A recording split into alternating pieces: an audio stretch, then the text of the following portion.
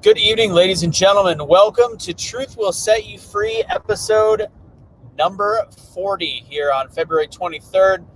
We've got a really good show for you this evening. Looking forward to it. We've got, of course, Casey.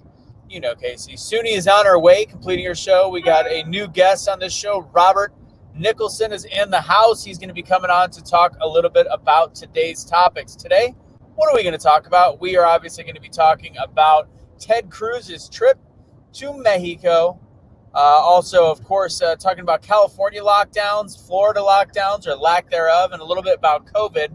And then we're going to have some opposing viewpoints and talk about the Biden administration in comparison to the Trump administration. And if we get around to it, we'll talk a little about Rush Limbaugh and his controversy, and also kind of his legacy, the good, the bad, and the ugly. If you guys can, do me a favor, start sharing this out there. We are just starting to get our numbers up a little bit. So share this and we'll get started. Of course, we like to talk about current events here on Truth Will Set You Free, a special late night edition. Let's get started.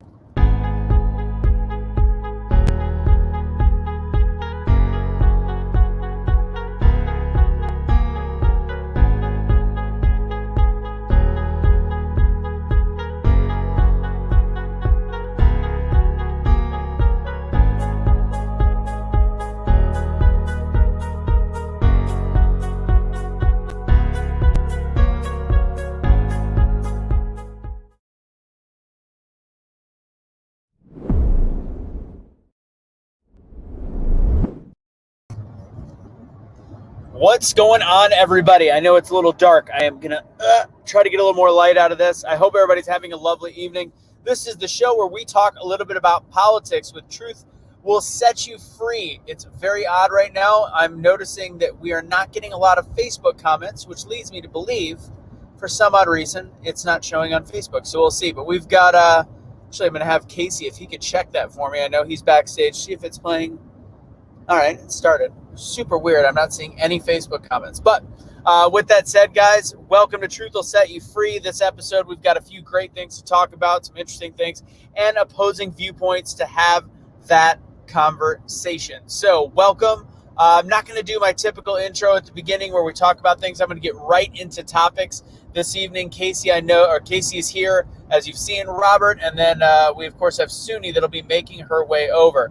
So with that said, I want to remind you guys a couple things before we get started. Today and tonight is the last night. If you want to order the Cashley Kelly shirts, there they are right there. You just got to go to hashtag BeTheChange.com. I'll go ahead and put that banner on the bottom right there. So hashtag BeTheChange.com. Go ahead and go to shop. And if you would like to support our channel or actually get some more background stuff, we occasionally post photos, videos, stuff of cash as well. That's our Patreon, patreon.com/BeTheChangeUSA. If you want to support us, we actually don't do a ton of the super chats anymore because of everything that kind of happened with the demonetization of cash.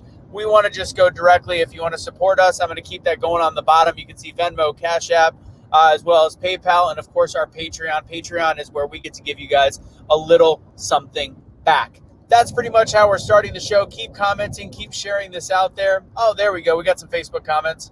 Boom. Hi, Diane. All right.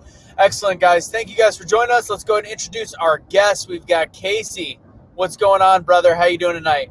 I'm doing good. How about you, man? Doing fantastic. Living the dream.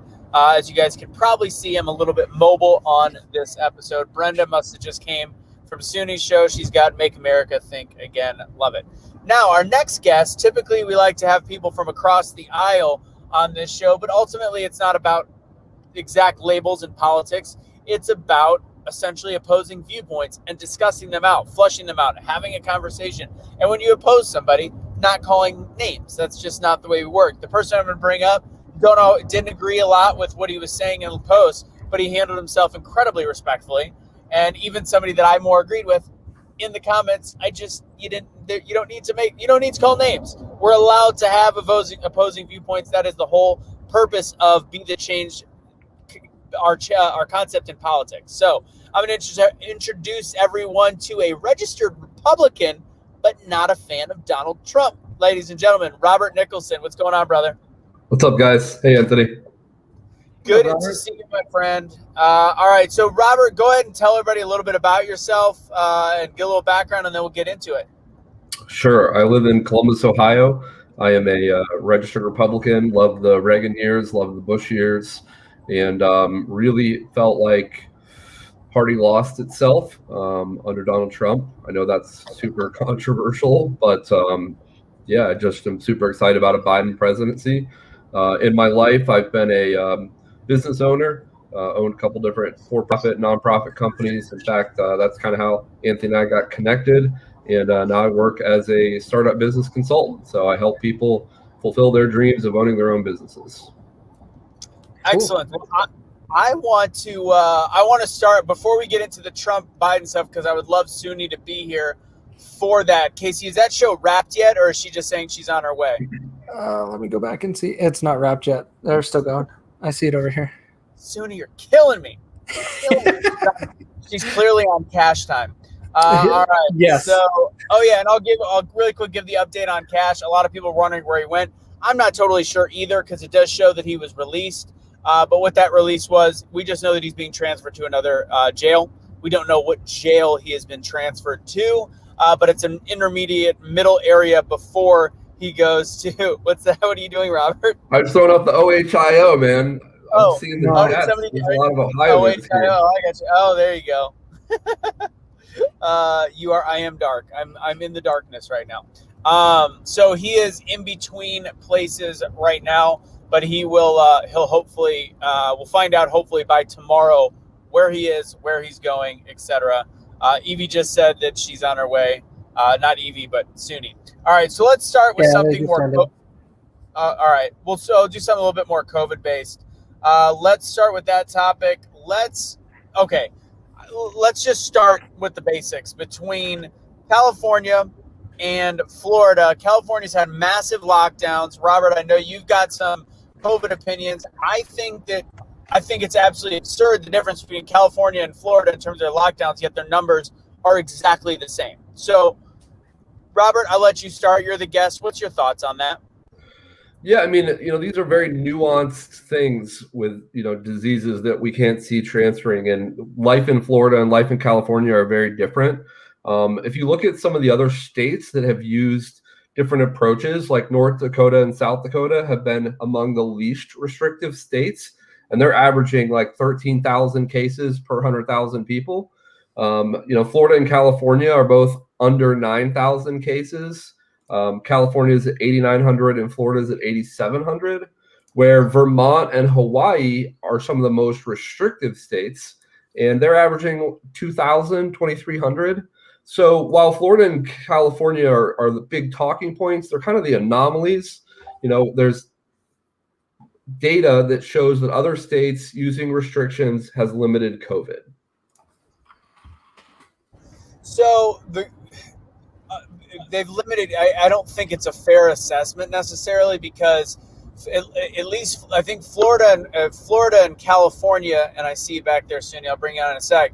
Florida and California, I don't think they're anomalies. I think they're better examples of how to actually look at numbers because these are more populated and population dense areas. You're talking about places. I think you originally said one of the Dakotas, etc. These are spread out populations. So already it's not a comparison. That's why it's hard when we compare with other countries and say, look at the actual cases per 100 or cases per 1,000. It's not fair because nobody has population density. California also has a much higher population density than that's not true, but in parts than Florida. So I think the comparison might be a little skewed that way, but Florida has literally been completely open, completely almost mask optional for however long.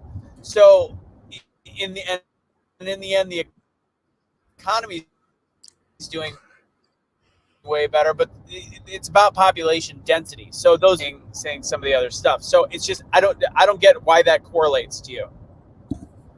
Yeah, I mean, to me, Florida and California themselves have different population densities. I mean, the number of people that live in apartment buildings, the space between properties, all those things are factors. How many families have individuals who are living together? Those are factors. Cities, events, super spreader events, those things are factors.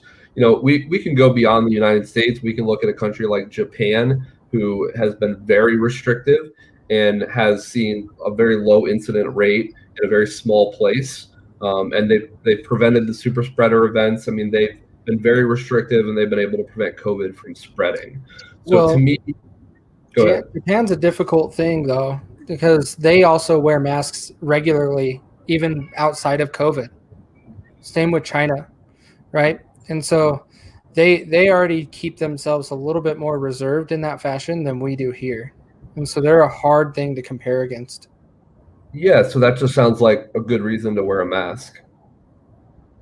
Well, that I think the point is they also know how to wear masks. Like I was at something today where we as Americans just aren't mask wearers. And Suni's ready to go because Suni lives in Japan right now. So before I get essentially the whole mask thing is we're as Americans we suck at it. That's not our, and we actually make it worse that way. But Suni can actually, hi Suni, Suni can directly talk about, because as Robert brought up how in Japan the COVID numbers stayed low because they are more mask wearing or because of the restrictions in the first place. What's your thoughts? Well, we just went back on a state of emergency because COVID numbers were spiking in certain areas. If you go towards Naha, that's considered a hot zone because those are more rural people. They're not going to wear a damn mask. And then you get towards the base where we have a COVID case. We have a positive COVID case every day, and everyone on base wears a mask. Like, you're not going to see anybody without a mask on, especially not on base. They even drive with their masks on in their car. I did a show about that. So you get COVID whether you wear a mask or not. Okay. So it's kind of like, why is it needed at this point? We're in a state of emergency. Our businesses close early and everybody's in a mask. If I took you around Japan right now, you're not going to see anybody without a mask on their face. Everyone wears a mask. And it's been like that here because it's just their culture. They wear a mask if someone might be sick in the area. But people still get sick. So how do we make sense of that if masks are slowing the spread? Robert, you want to give her the numbers that you were talking about Japan initially? Well, yeah, so I don't have Japan's numbers. I've got the numbers for the states. Florida, I mean, if you want to hear the numbers from the U.S., Florida is 8,700 cases per 100,000. California is at 8,900 cases per 100,000. North Dakota and South Dakota are right around 13,000. And Vermont and Hawaii are right around 2,000 cases per 100,000. So, Vermont and Hawaii have been very restrictive. They've required mask wearing, no super spreader events, lots of lockdowns. And North Dakota and South Dakota have been sort of the wild, wild west, along with Florida, as we know. So they're just the cases where, there's less restrictions, there's more cases. That's the point. Go ahead, Suni. We have viruses that come in and out of America all the time. Like we have one virus that sticks around every year. According to the CDC, 500,000, we've reached that as a country. And we're pretty much a year into this virus. I need to know why the flu kills more people every single year. The flu kills a lot of people. Children included. Not this year. Of course not this year. Why are we having two different reactions to just flat out viruses? They're viruses. People with certain conditions, yes, they are susceptible and they should wear a mask if that would make them feel better, or quarantine if that would make you feel better. You should have the right to do so, but you should also have the right to choose. So here's my question. We have the flu every year. Corona just showed up. Why are we having two different reactions to a virus that can kill? The percentage of deaths that are caused by the flu and the percentage of deaths that are caused by COVID are not even close. The number of people who get the flu and do not have issues with it are very high. Most people get the flu every year. The number of people who have COVID and who die from it are much higher. So COVID is more. I have a question for you, Robert. That's actually not true. When you get the flu, we have very few asymptomatic flu cases. We actually might have a ton of people. We assume that we have many more people with COVID than that get the flu that are completely asymptomatic. We don't have that with the flu. The flu, if you get the flu, you're sick as heck. Like you're bad for either 3 days or you're bad for 2.5 weeks. It's bad.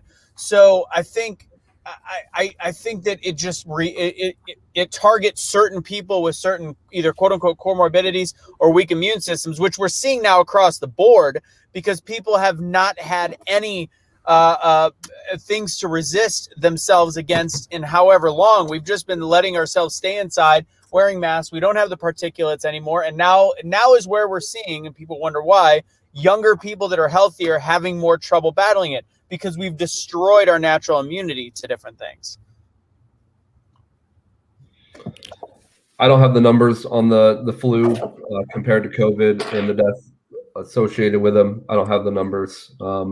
My recollection of the last time I saw the data is that, yes, the flu kills older adults,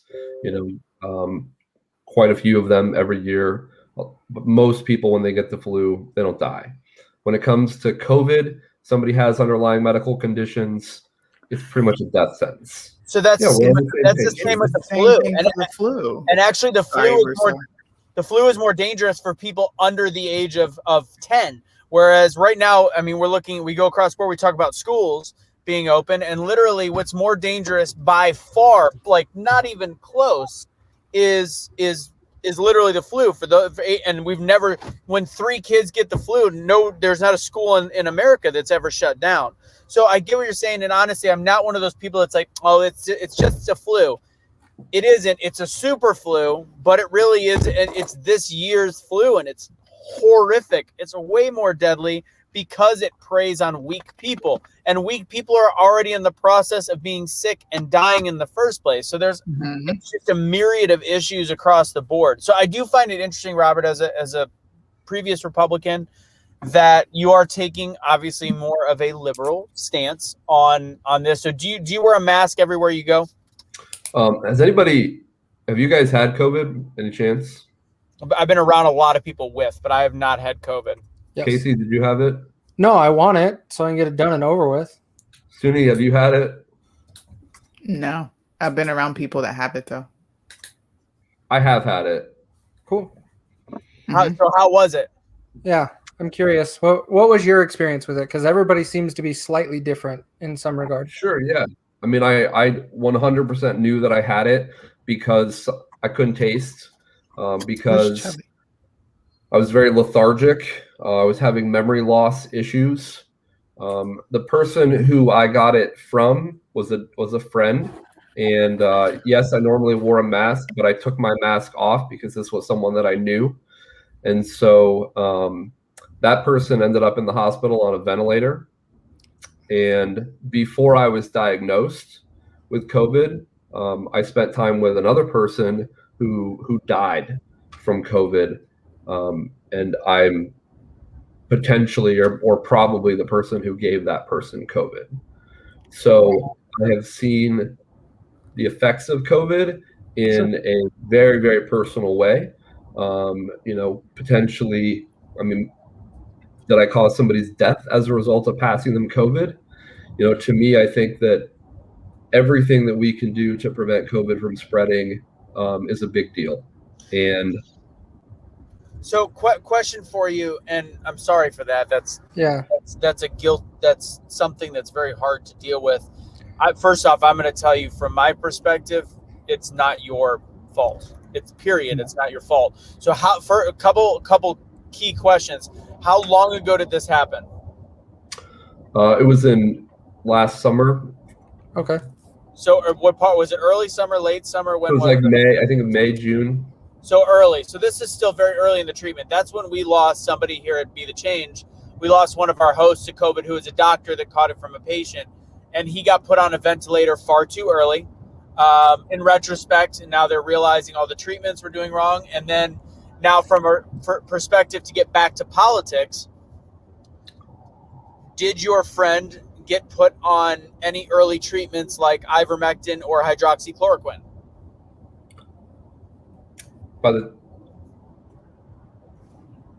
I'm honestly not. I don't want to go too deep into describing that person's medical treatment because the family will probably see this video. But I just I understand. No need to go into it. My big issue, and I can talk. I'll talk on my perspective from my friend. I don't think it's fair that our politics halted treatment that is now being used because Donald Trump said, why aren't we using hydroxychloroquine with zinc and with the Zithromax and Z-Pak and all these different things that are now being used in early stages? Now, is that the end-all, be-all, cure-all? No. But we were literally, as a country, CDC, WHO, Big Pharma, we were putting a stop to things that could have been used in the first couple days of people being sick. And instead, we were treating it with what cost more money so that insurance companies would have to pay more. And in the end, it's huge. It's the fact that for some odd reason, our country, half of our country is saying Donald Trump killed 500,000 people. Whereas to me, I look at Big Pharma and I go, the blood is on their hands. If we are doing better treatment, we could have nipped it in the bud. And now quietly, hydroxychloroquine is being used across the board as early treatment from doctors. And it got all of a sudden slipped back in as CDC guidelines 3 days after Donald Trump was out of office. That's fucked up. I'm sorry. That's messed up.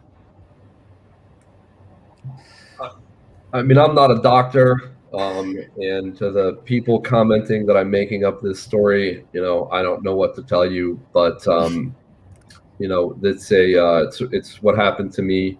COVID sucked, and it's just the way I feel about it. The flu sucks though. Like I've gotten flu shots and got the flu, and I felt like I was going to die. Having the flu, it's like you make it seem like having the flu is just no big deal, and COVID's worse. I've watched multiple people have COVID. I mean, respectfully, I've had the flu plenty of times, and I had COVID, and COVID was significantly worse in my experience, and worse for the people that I got it from and the people who got it from me. So that's just my experience. But what about the people that aren't sharing your experiences? Why do you completely factor them out? Because there are a lot more people that have COVID and they're just fine. Like, fine. Why do those people get ignored? I know that in double digits, people more than that, probably not more than double digits, but high double digits of people that have had COVID, and it wasn't that bad. Granted, I just said I knew somebody that died. I also real quick want to respect Robert and tell people that I'm friends with Robert on Facebook. This is not a made-up story. Bro. What's that? People are being rude. Yeah, people are being rude. That's not okay. Like, honestly, I follow Robert. I knew what he went through this summer. I couldn't remember when it was in the summer, but this is a true story. And even the dog's mad about you guys being assholes. So please, the one thing we always say, be respectful. So facts. Robert, thanks for talking to us, by the way. I appreciate this conversation. And I'm just asking questions just because I want to know, like, honestly, why don't we highlight the successes, like the people that have not died from COVID, the people that are actually okay? I mean, what do you want to respond to the people that are, super healthy? Do you want to respond to the people that are suffering? I mean, obviously you just said a key term. The super healthy it's funny, like in those memes to me resonate where you've got somebody that's morbidly obese, like a smoker that's going, wear your damn mask and socially distance because I'm afraid to die when we as a country have not impressed, even Chris Christie to me missed a huge opportunity when he was talking about how bad COVID was. He goes, oh my God, I miss, spoke about COVID. I should have been wearing a mask more. I should have been doing all these things. He should have said, I shouldn't have been so fat. Like, in all reality, he should have said, I need to reassess my diet. I made myself weaker and I typically don't say names, but he could have stepped up and said, guys, A, I should have been wearing a mask, and B, I'm over 100 pounds overweight. I should be taking care of myself more. So should the American public. We need to actually look into things. Instead, he took zero self-responsibility and simply said, should have worn a mask. And I think that's so incredibly short-sighted, personally. With that said, I think we can move on COVID. Let's move on. Let's talk. I know this will be a fun one for Suni and Robert. So Suni, you didn't see in the beginning. Robert is a registered Republican.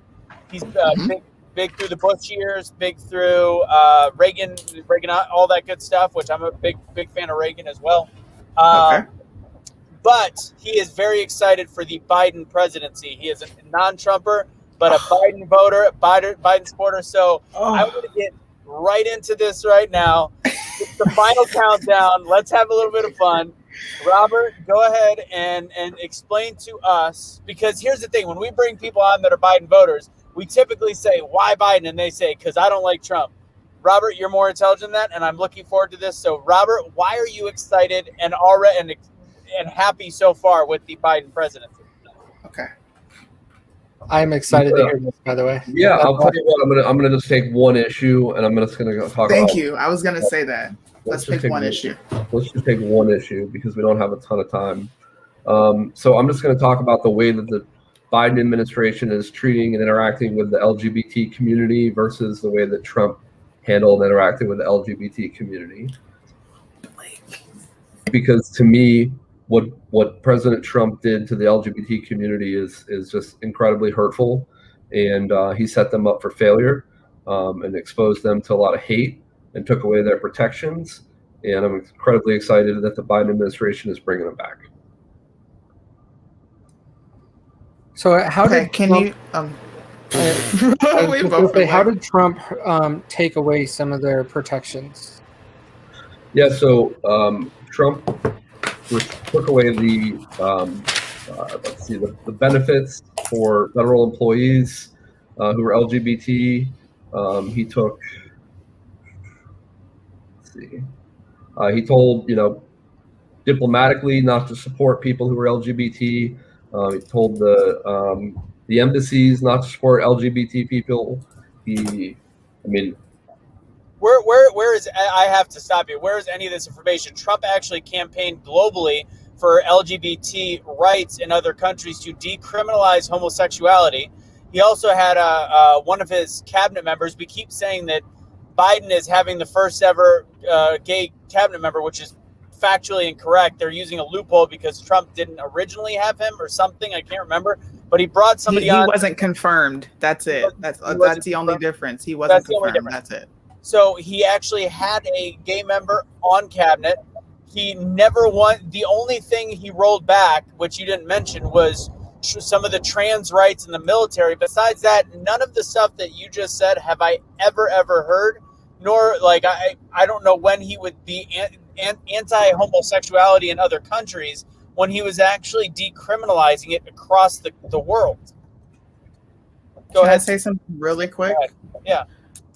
So when you brought up Trump and the whole embassy thing, I wanted to see what you're talking about. And tell me if this is the right story. It says Trump admin tells U.S. embassies not to fly pride flags for LGBTQ Pride Month. Is that what you're talking about? That's just part of what I'm talking about. Okay. Just like Russo said, he launched a global campaign to decriminalize homosexuality. I think that speaks volumes on how he feels about the LGBTQ community. What significance to the U.S. and the citizens, what significance is having this flag fly? We're all American. Why do we need to highlight that there are gay people here? We're not highlighting the straight people. So that it's like a ridiculous thing to be mad at, in my opinion. And Robert, we typically, one of our other hosts is a gay conservative. He's not on tonight, unfortunately. I didn't know that was good. I would have begged him to come on for a couple minutes to talk on this because he goes ham on the ultra LGBTQ community in terms of the overact, just slamming it in the face and realizing that it's actually kind of pointless to him as a gay man. But go ahead, Robert. I'm sorry to cut you off. I mean, there's just so many things I want to say to respond to that. So, I mean, what does it say? I mean, does it matter if we have imagery about Black Lives Matter? Is it important if we have, months to honor veterans or days to honor veterans? Is that important? I mean, why should we have Veterans Day? Why do we need that? Because they served our country, and this is the choice. So it's like, So should LGBT people serve the country? I mean, if they're in the military, yeah. Sure. And they fall under the category of a veteran. We don't need to highlight that they're gay because they're veterans. So they already get highlighted. Do LGBT people face discrimination because they're LGBT? So do every human beings on the planet. We all face some sort of discrimination. Why are they special? Women face discrimination. Listen, Trump, I want to say this, like what Donald Trump did. First off, if we take away just Trump and we talk about the Trump administration, okay, that's a broader area, right? Because what Trump did, and what I think Trump is incredibly skilled at doing, is representing both sides of an issue. So are there things that Trump did that were supportive of LGBT people? Yes. And are there things that Trump did that hurt LGBT people? Yes, and even more so. So so you brought up the flag. So he didn't want a flag flown for a month, not a day, but a month for Pride Month. So that's that didn't hurt anybody. That was just saying who cares about a flag. So what did he do specifically that hurt the gay community? He told the embassy. He told that what I said was not about the flag. Suni brought up the flag when she read the article. What I brought up was the embassies supporting people like in other countries who are LGBT, who are fleeing as refugees and they're seeking asylum in the United States embassies.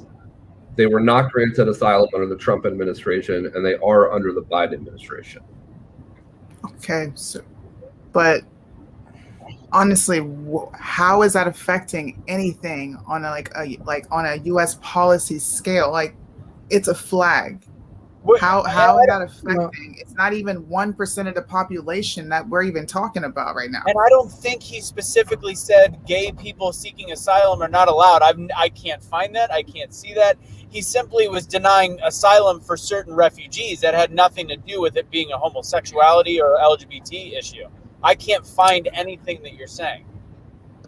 Okay. So I'm a military spouse, right? I have TRICARE. My husband has TRICARE. Veterans have TRICARE. They have a different form of TRICARE, but it's all TRICARE. As an LGBTQ trans person, you can come into the military and get your transition paid for, as well as your hormones and your meds covered, as long as it's deemed a medical condition. And because it is deemed a medical condition, they get all these treatments. We, as a spouse, and my husband as active duty, don't even get full coverage for dental.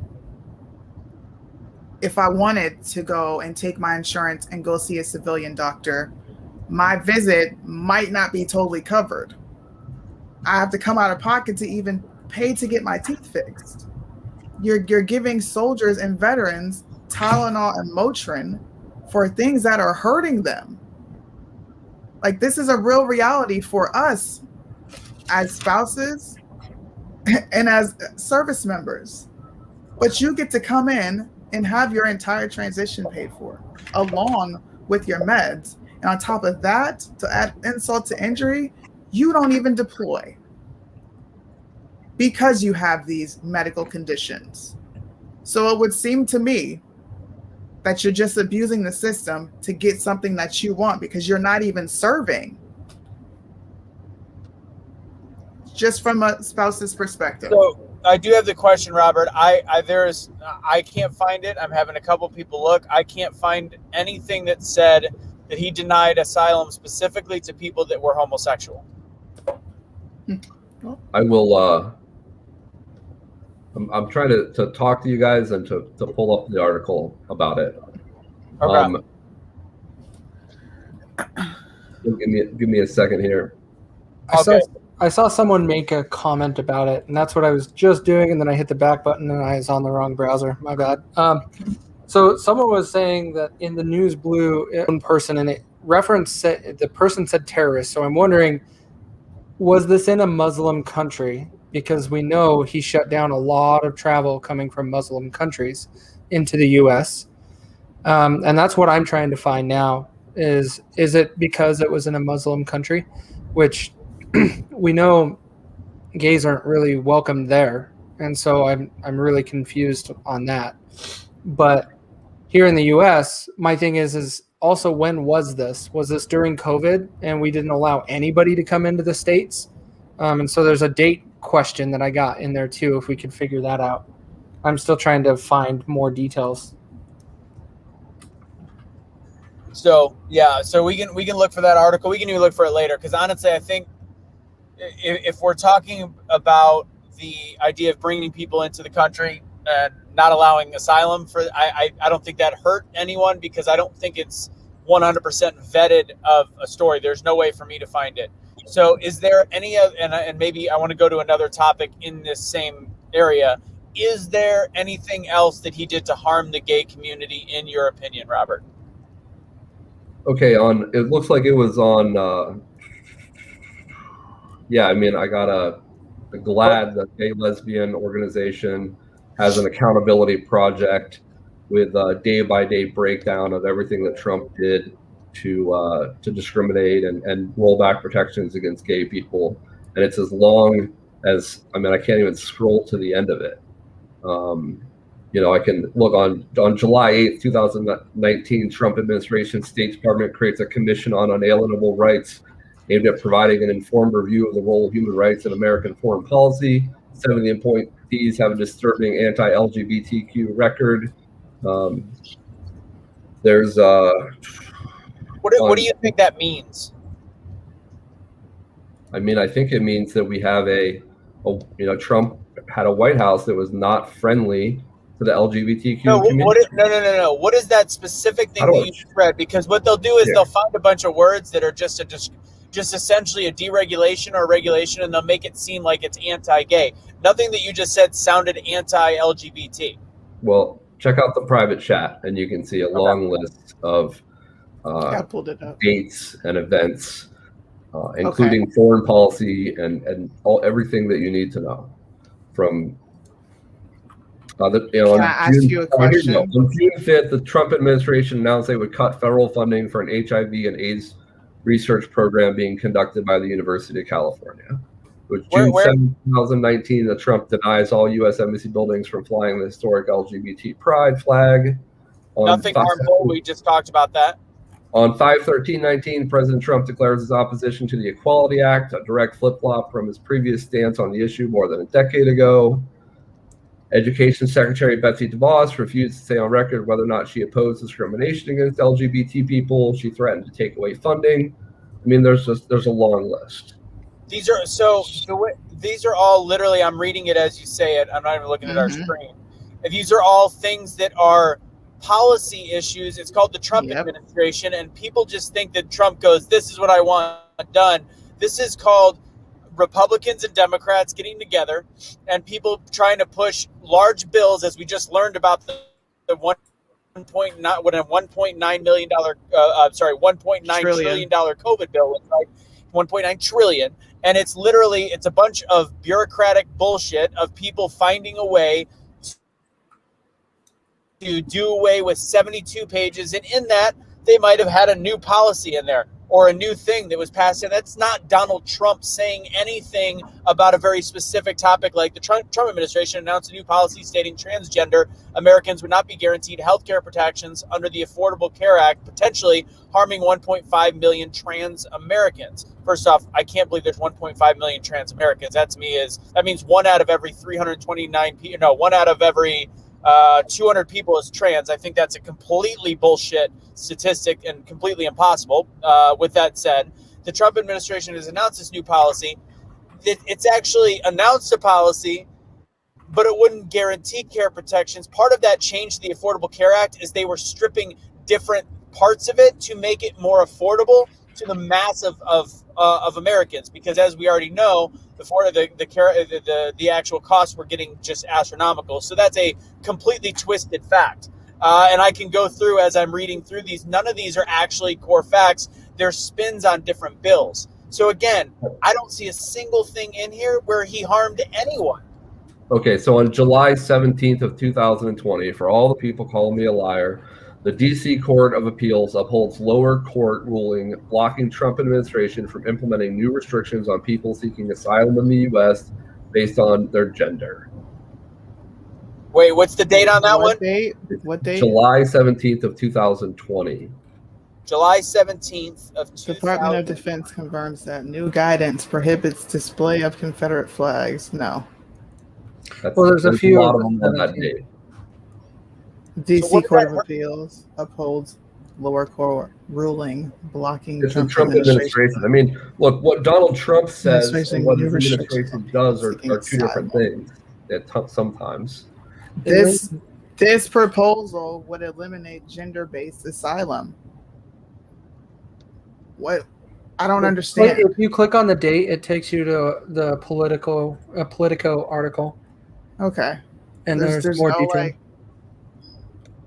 Case brought by 12 asylum seekers represented the Americans ACLU. I think I'm not gonna lie. I'm going through this, and it's laughable how light, the way they're spinning each of these bills. 12 people. 12 people seeking asylum. 12, and also once I start seeing facts that are wrong, I believe the whole thing is bullshit. Do you, Robert? Do you truly believe there's 1.5 trillion 1.5 million trans Americans in the United States of America? I honestly don't know the numbers, Anthony. No chance. There's just no chance. I just don't know the numbers. Okay. So I want to get off. Go ahead, Suni. Let's go a little bit longer on this. What other issues? Yep. Do you commend Joe Biden on?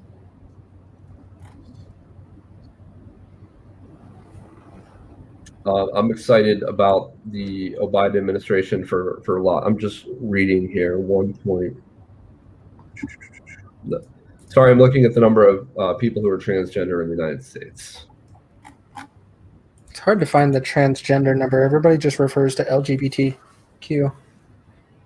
I think 1.5 million is probably a low number for LGBTQ. It is. But that specifically said trans. That said trans Americans. So there's an NPR article that says 1.4 million adults identify as transgender in America. Identify. Yeah, that's why people have even lost faith in NPR. People, is there any actual fact to it, or are they doing an estimate because that's what they assume? I found it on UCLA's website too. Where is it? So UCL Williams Institute Law, UCLA EDU, says the same thing. 1.4 million identify as, which I hate the identify. So these yeah. We can figure that out. I would like to know what other positivity you see from this administration. Well, I like the way that they're handling the coronavirus. I like the response to the coronavirus. Okay. Go into detail. Joe Biden literally has said there's nothing they can do, and they have done absolutely nothing different. If you can tell me what they did differently than Trump, I will shut up about COVID. You can shut me up today. Yeah, so I'm curious what he has done different. So I know there has been changes. He's shown empathy. He's been a little bit sadder. That's about it. But from an action, he's literally going, I'm sorry so many people are dying. Besides that, please tell me. I mean, I think that he's allowed Fauci to speak without, freely and independently. He's listening to scientists. He's ensuring public health decisions are informed by public health professionals. He's being transparent. I think he's done a lot of things. Doubled the number of drive-through testing sites.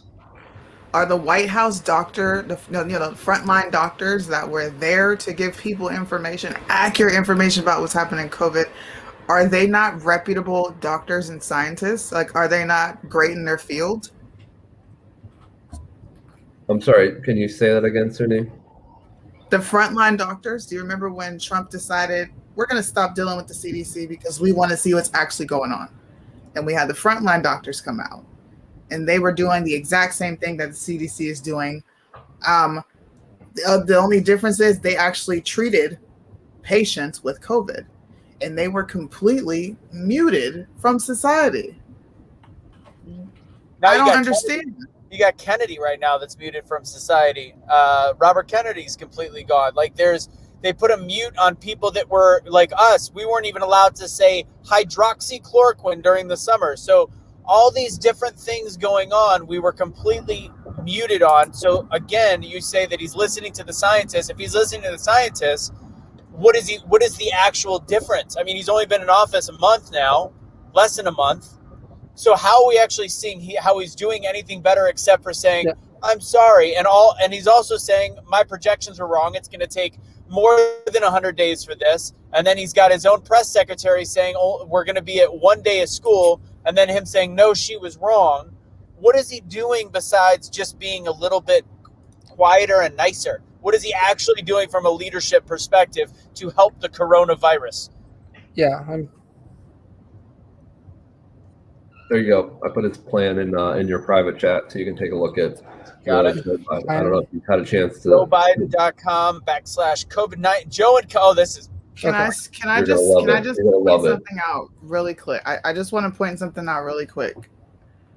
If you were to ask me questions like this about an administration I support 100% because I think they're doing a good job, I would be prepared and ready and able to tell you exactly why.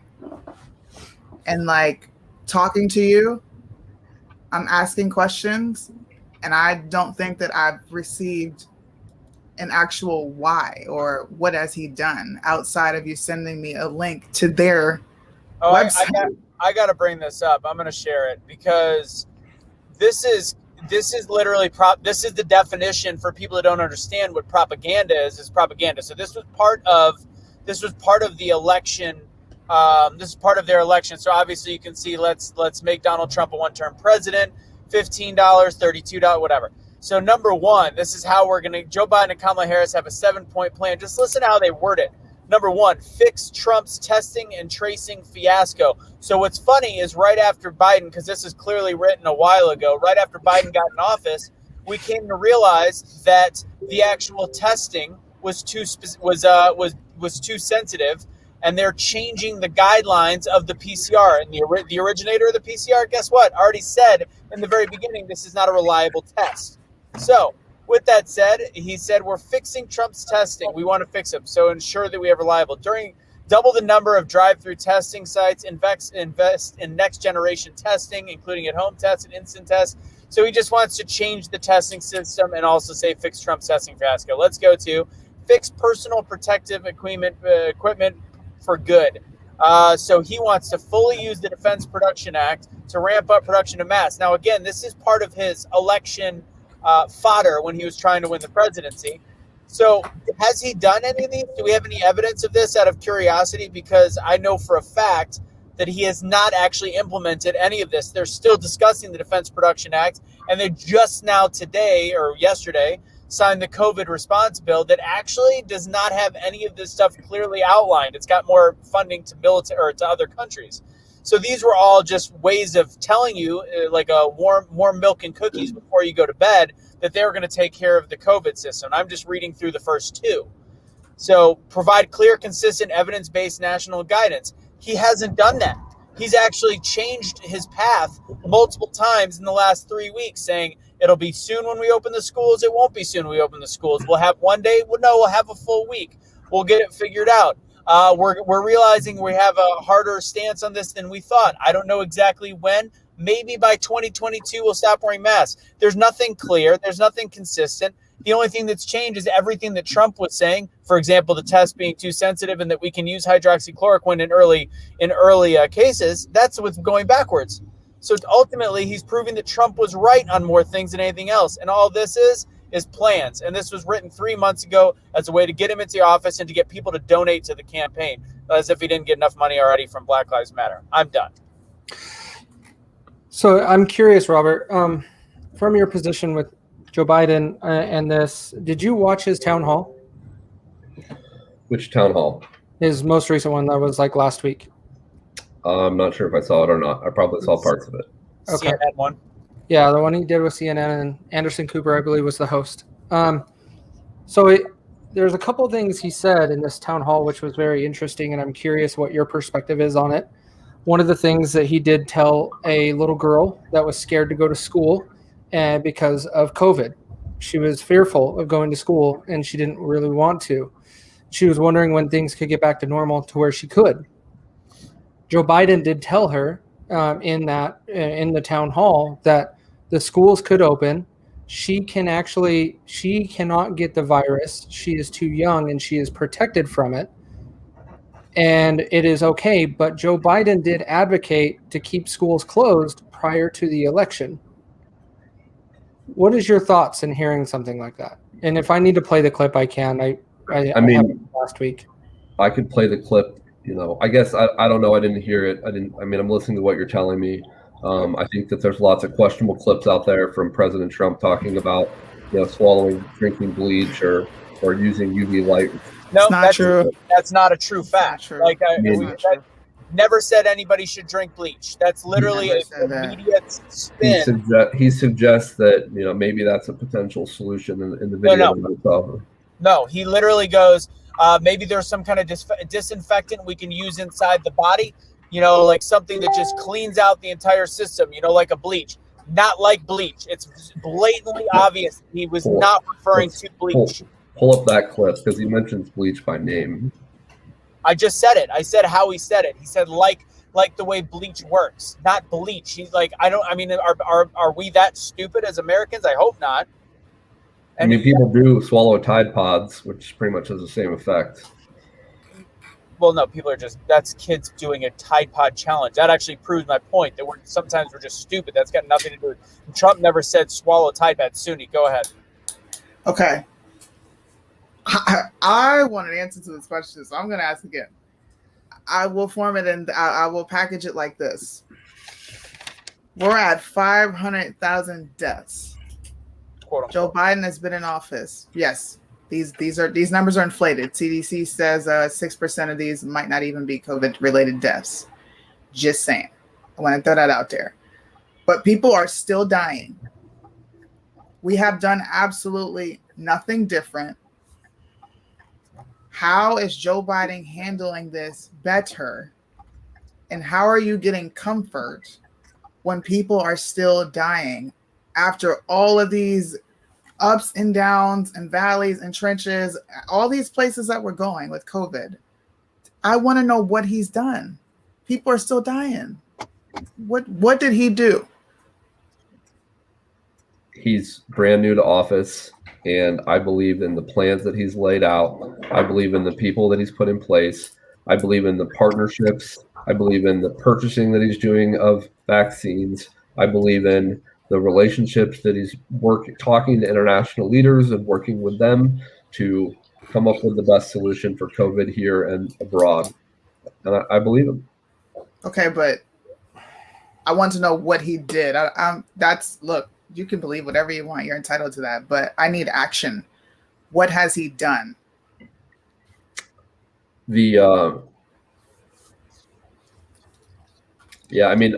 understanding of the number of vaccines that he has ordered, of the let's see here. They purchased an additional 100 million doses of vaccines from Pfizer. They've ordered over 200 million. There were already vaccines, though, so that's not like he did anything. We already had vaccines. Vaccines were Joe Biden got a vaccine in December, Trump, and he was literally claiming that there was no vaccines before him. Now I'm not. That's not what he said. What did he say?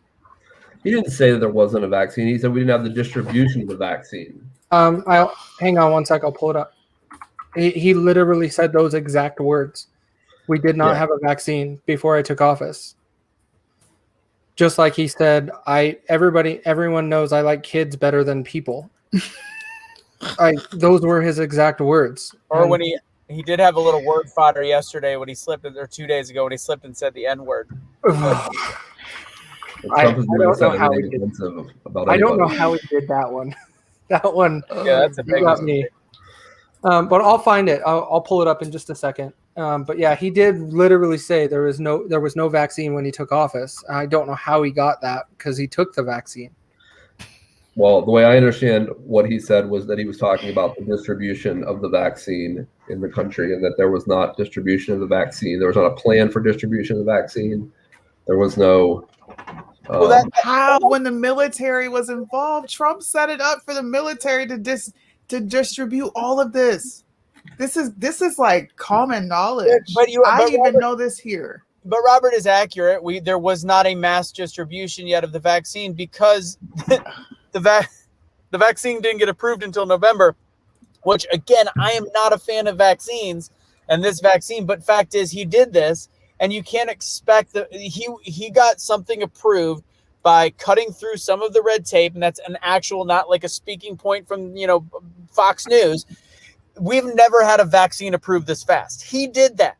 So yes, Biden might say there, even if what he meant, there was no mass distribution yet. Of course not. We were still in the process of creating a vaccine that he allowed research to happen on an incredibly fast plan. No. Okay. So even if what you're saying is correct, Robert, and he meant what he meant, the syntax, which nobody was ever allowed to have any syntax or read between the lines on what Trump said. Like, even if that is accurate, of course not. We had 8 months of building a vaccine to get to that point. Here's the clip. Oh, let's run it. A vaccinator. How do you get the vaccine? And the biggest thing, though, as you remember, when you and I shouldn't say it that way, as you remember, but when you and I talked last, we talked about it's one thing to have the vaccine, which we didn't have when we came into office, but a vaccinator. How do you get the vaccine? And so he said we didn't have the vaccine when I came into office. This was from his town hall last week. And it's okay to say he slipped up and misspoke, but he definitely did say those exact words. Yeah, and I understand. My understanding based on what he said was that he was talking about the distribution of the vaccine. He was talking about the impact of the vaccine being distributed through the country. That's the way I understood it. The way he intended it, was that? Okay. That's what I understand. That's what he intended. All right. Okay, so we don't have a ton of time left on this show, but I do want to talk about Cruz. Before we get there, I want to actually take a liberal stance on something. There's something that's going around. A couple people have sent me, what do you think about this? Because I think Biden did make a mistake in Texas, and I think he's having more of the counties out here. As I live near Fort Worth area and all that stuff.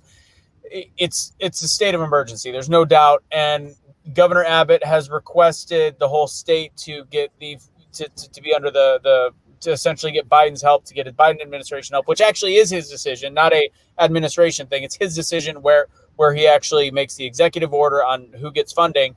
And he only gave it to originally 77 counties. Blake and I were talking about this earlier. And now it's gone up. But originally there was a meme going around that out of those 70, he only was giving it to the counties that voted Democrat. That is incorrect. That is conservative, right-wing media or right-wing influencers doing the same thing we preach against, which is it's wrong. He should have done it for the whole state, but in fact, he did it for a lot of Republican counties to start, as well as Democrat counties as well. So again, mistake. I think Biden not doing it all, but let's make sure we're spreading true news, real news, exactly what is actually happening. Going to Mexico, because this is where Robert and I started having discussion. And actually, I think Suni disagrees with me on this one. Personal opinion, he's a senator. He's out of session. Everybody can do work remotely these days. That's how they're doing it. And people kept showing me videos of this is what a leader does, showing Beto on a Zoom that he screenshotted and took the time to put on Twitter to make sure people all knew how hard he was working. And Cruz, he even said he made a mistake. I don't know if he fully believes that he made a mistake, because again, I think you can work from Mexico. I worked remotely for the last 8 years of my whole entire life. I always worked on the road, and I would do it in Hawaii. I would do it in wherever. It didn't matter. So my belief is I don't really care And he said he's out. Well, Hey, Suni, can I address something that you brought up earlier? sure. You said that if you knew that you were going to go on this show and you were going to be asked to talk about these points, that you would have prepared, right? Sorry, go ahead. Maybe it's just me because I do this for a living. I prepare every day by informing myself. So like just coming prepared, like if someone's going to ask you a question about something that you say is good, then you should know why it's good. Like without having to do a bunch of research because like you support it. Like, does that make sense? Yeah, I mean, I think that a couple things I would say in response to that. I think that what I prepared to be a part of today's call was a lot more on Ted Cruz and the power grid of Texas, because when that was what led me to be on the show, and that's what I thought was the primary basis of our conversation. So I've been reading about the history of the Texas power grid, and I can tell you what happened in 1975 at midnight when they sent power to Oklahoma, and I can tell you about 2011 when they needed power and they got it from Mexico, and I can tell you about how they wouldn't have any problems right now if they were connected to the other grids and they would allow themselves to receive electricity from those other power stations, that they wouldn't be dealing with these issues. I mean, I came a little bit more prepared to talk about that than to defend Joe Biden in a firing squad during his first 100 days. So, I mean, just being like, if you want to know what I prepared for, I was not prepared to defend Joe Biden in his first. Like, I don't love Joe Biden. I'm not sitting on the hill saying Joe Biden is the greatest president that ever lived. I'm simply, Ted Cruz to me is a schmuck, and that's really what the Facebook conversation between Anthony and I was about. Fist bump. But when it comes to Joe Biden versus the Mike Pence and the Trump administration in particular, I think the LGBT issue is a big one for me. And I just think that that's an area where I view what the Obama-Biden administration, that's what everybody says, right? The Biden administration, what they're doing is so much better than what the Trump administration did. And I don't have to read more than Mike Pence's comments on the LGBT community to know where that administration or how we should have another show. Yes. Because I would honestly, it's not often that we get to sit and talk to Biden voters. So I would really love for you to come back. And I would genuinely want to know just why. Like what's good about it? Do you have anything that you want to criticize? And we can save it for another show. But I'm curious. Yeah. I want to see that too. And just so you know, Robert, I didn't vote for Trump. So there's a difference there. There's a lot of things that I have different views on in that sense. And I'm curious because I definitely would like to hear that perspective also. Well, we're on the same page. I think I'm going to answer Russo's question. I think when you champion yourself and you're like, America first, and I'm pro-Trump, and I'm listening to you, American people, when you champion yourself off of that, then you should be that. I'm not saying that he can't move his family to another location if he chooses to do so, because he's a man. You're supposed to provide for your kids. Right. But stand behind what you do. If you're a champion for the people, tell them, like, look, bro, I took my kids here and I came back. Chill out. Don't get up there and be like, I'm sorry, I shouldn't have did that. Because if you're moving your kids and you're genuine about that, bro, then you were moving your kids. But it makes him look like he's sucking up for votes. And I can't tell if he's genuine or not. Mm-hmm. How am I supposed to know if you're genuine when you're like jumping through hoops to satisfy people? That's weak. That's just my take on it. He voted for Kanye. Hell no. That's not just a no, that's a hell no. And I'm just not a big fan of Ted Cruz across the board. From 2016 to now, I don't like his flip-flopping. I just don't. Mm-mm. So let's talk about the issues. Like, Robert, you came equipped for that, and I apologize. You messaged me and was like, hey, are we going to talk about Trump too? But let's get off that because let's try to wrap this up in about 10 minutes.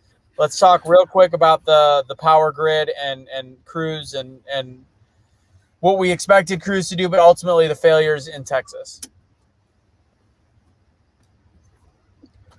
Yeah, I mean, I personally, when I look at leadership during disasters, I like it when the leaders are at the site of the disaster. I think they can do a lot to help the people that are doing the work to restore power and restore normalcy to their lives. I think that Ted Cruz should have been on the ground, and I don't think it's something that you can phone in.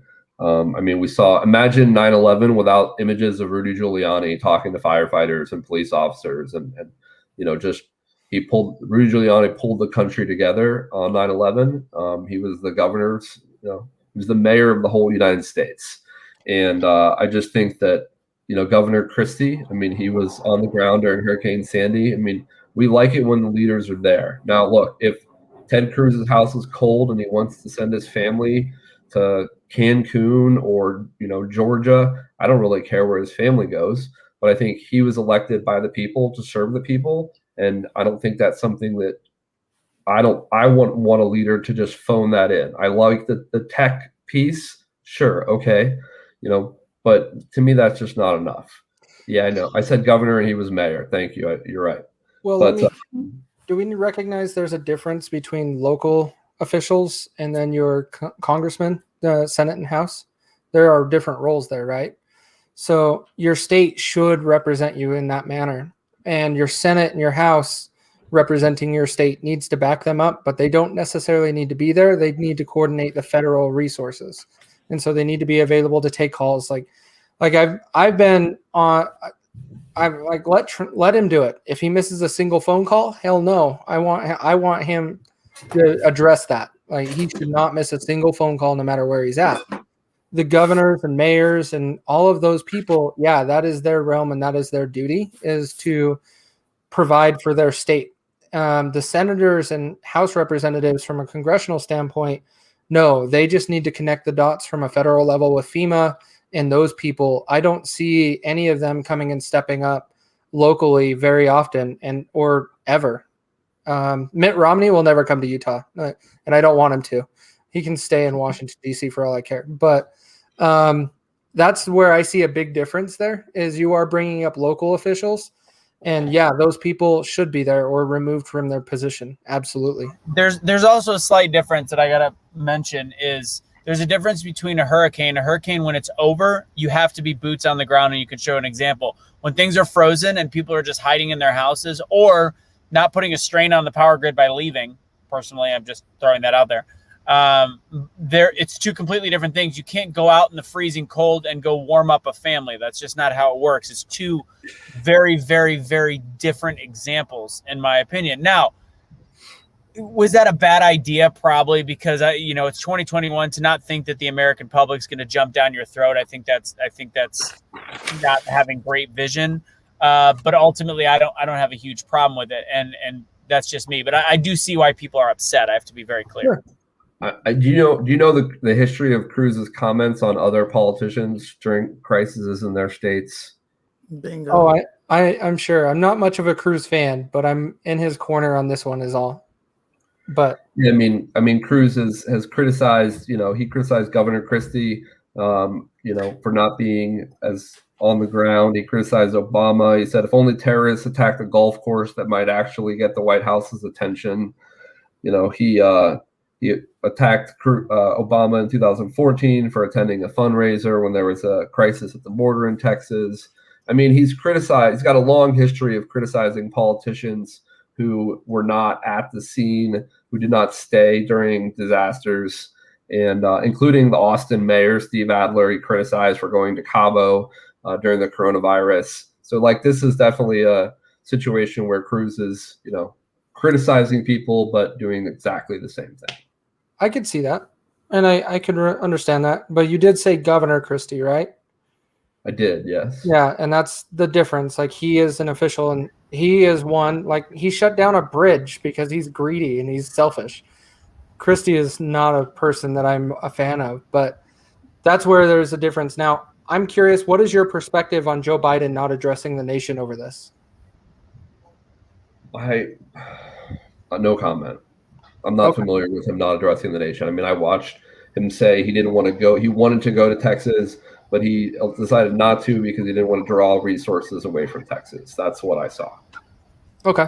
He didn't That want was to leave also a carbon footprint. that was 5 days. I mean, he did it after. I think it's like, I honestly, when Trump didn't do things right away, I didn't have an issue with it. I don't have a huge issue when Biden didn't do anything, because technically you're supposed to be doing things behind closed doors, which he really wasn't then either. There's a lot of stuff that I'm looking at that apparently Abbott was requesting things beforehand, and didn't get the relief needed 2 or 3 days before the freeze. And I think that's something that definitely needs to get addressed, because then it's just a failure of prediction and seeing what's happening, etc. Also, I think what's the guy's name? Adler. What's Austin's mayor's name? Steve Adler. Yeah, him. They're relating this to that when he was telling people to not travel, and then he's on a private jet going to another country. That's the thing. Cruz was maybe stupid, but he was not a hypocrite. People don't understand the definition of a hypocrite.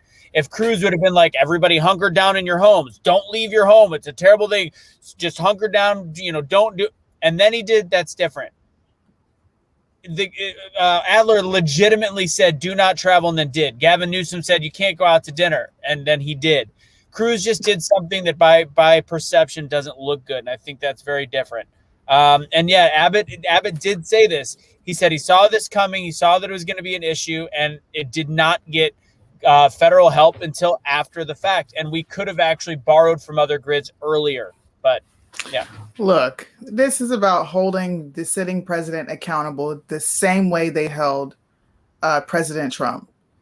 We're not going to softball Joe. Oh, what was 5 days later? Oh, well, he didn't want to leave his carbon footprint. Like, let's just be real.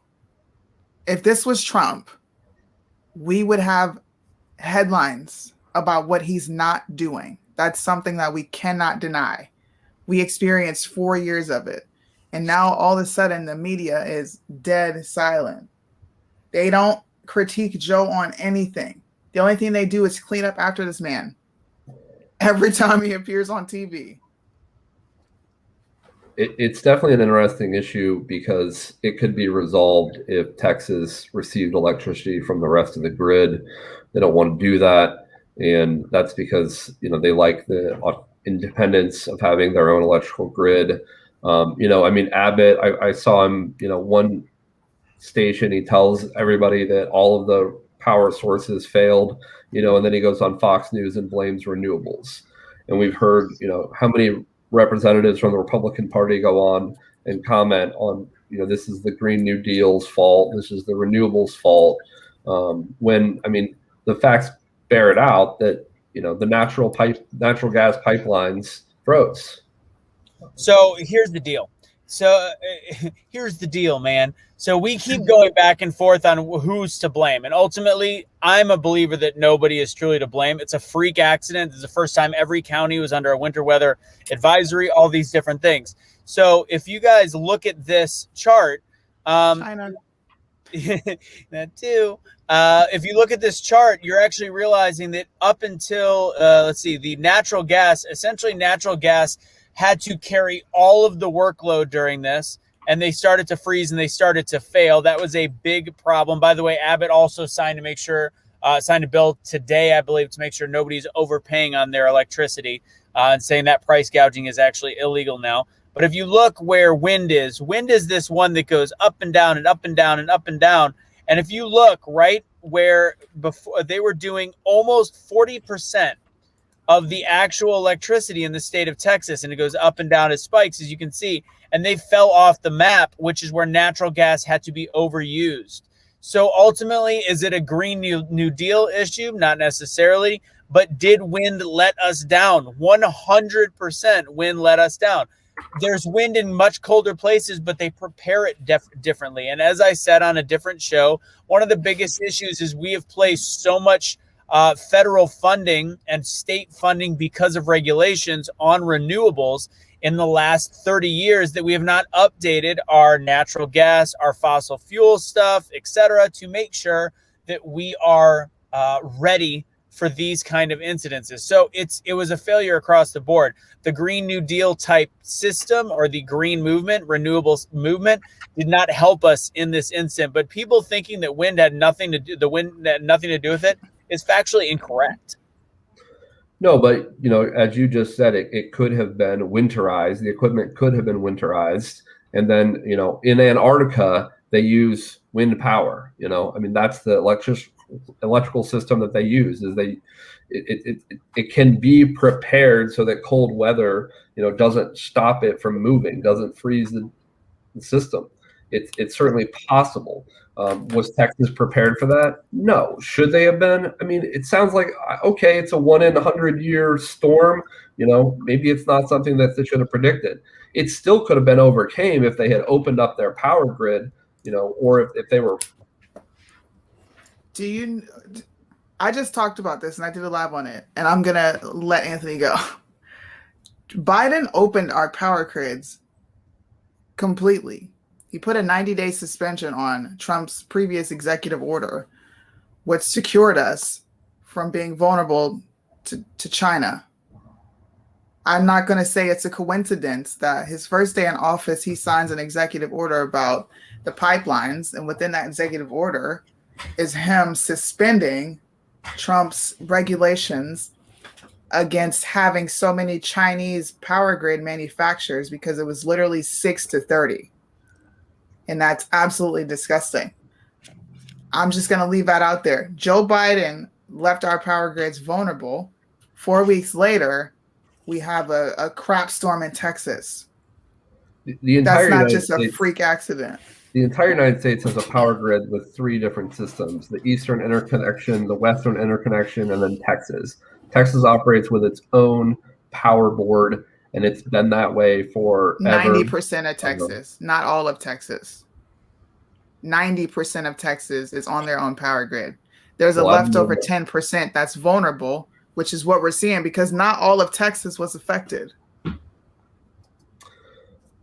All I know is that Texas operates independently, and I know that there have been very few incidents where they haven't operated independently. They operated a little bit. They helped during World War II. They gave power to get factories up and operating and moving. They're very concerned about going to the other grids, because then they'll be susceptible to federal regulation because of the Interstate Commerce Clause, and they don't want that. And that's fine, but it does come with a cost, and there are challenges that come with it. And it is part of what is the issue. I'm going to say one more thing and then I'm done. Those places like Antarctica have the atmosphere and the weather temperament to sustain a cold windmill, whatever you guys are talking about, windmills that'll work in winter. They have the weather for that, which is why it works there. If something is freezing in Texas and you have to dump more money into it to figure out how to get it to work without natural weather. If it's supposed to work for this weather, then it should work in our weather. But these things have not been properly researched to just throw it up in the US and say, well, if we would have relied more on this, then we wouldn't be here. Well, guess what? Those things failed anyway. The wind turbines froze. Period, point blank. It's frozen. So what do we do now? Sit here and blame each other, or try to fix an issue? And I think too many people are blaming government and policies and different stuff on something that just does not happen very often. I hear a lot of people saying to me, like, this is going to be the new normal. It's going to keep happening. This is one time. It's not. If it keeps happening, cool. But either way, I think we're going to have to wrap it up, guys. So let's wrap it up right here. I'll let you guys actually take it out, but I want to first off thank Robert. And I really think that there's a huge movement called walk away movement, obviously, where people went away from the Democrats. You did the opposite. You went away from the Republicans, the GOP, because of Trump. And I think that kind of voice is very important to understand why you feel a certain way. And I think that that's a great point of communication. And again, we probably should have gone more into Cruz earlier, but I knew that we'd have a little bit of fun with the why Trump, why Biden. But I want to thank you for being on the show. I want to also make sure that we realize the whole purpose of this is to have conversation. And I want to recognize Rush Limbaugh, who is somebody that I did not like for the greater part of my life. I really thought that he was hateful. I thought that he was judgmental. I was also a Democrat the greater portion of my life up until about 8 years ago. And then I started listening to what he was saying. And he was the head of the grassroots, take your country back, conservative movement. And that is one of the reasons why I went that direction. I actually have some ties to his family. So maybe at one point we'll actually be able to get one of his, I don't know if it's his brother or his cousin. I think it's his cousin on one of the shows. So guys, I do want to do a rest in peace to him. And I if you would have told me 10 years ago that I would almost adore a man that I truly at that time hated, I would be shocked. So respect to Rush Limbaugh and his family, and also respect to Robert, all the things you've been through this year. I cannot imagine certain elements, and I credit you for coming on the show, having the conversation. I want to continue to have these conversations. Also bring friends that feel the same. We want more people to be on both sides. So ultimately I'll let Casey and Suni take it out. Be the change you wish to see in the world. Thank you guys so much for being on the show. See you, buddy. So since it looks like those two just turned off, I'll say my wrapping up comments. Robert, if you want to have a final statement, you can. If you want to say goodbye to everybody. Yeah, we're going to close out. So Robert, if you want to give out your closing statement, I'll go ahead and go last. Sure. Thanks for the opportunity to be on the show. I guess I wish I had prepared a little bit more for the Biden versus Trump battle royale with Suni. She's certainly a worthy adversary, and I was not fully prepared for that, Suni. So, bad on me, and I will never let that happen again. Thanks for all the commenters. You certainly had some interesting things to say, both in support and in criticizing. So that was neat to read as we have these conversations. And, Casey, certainly appreciate you as a moderator. And Anthony, thank you so much for the invitation and the opportunity. Cool. God bless America, and look forward to the next 4 years. Yeah. Awesome. Suni, you want to go? I can't wait to have Robert back, man. I'm excited for that. I want to challenge people. I want people to think like, I like this. Well, tell me why you like this. I need you to be able to back that up. I think he understood what I was saying. He's just, I kind of overwhelmed him with my points. I was actually writing it down as he was talking because I wanted to on people. Do I? I just look, if you're gonna step into this arena, I agree with Candace Owens here 100%. If you're gonna step into this arena and you're gonna criticize things, you're gonna say, I support these things, and I need you to tell me why. Yeah. You're in my arena now. That's like, if I'm coming to your arena, I better be prepared. Sure. That's it. That's it.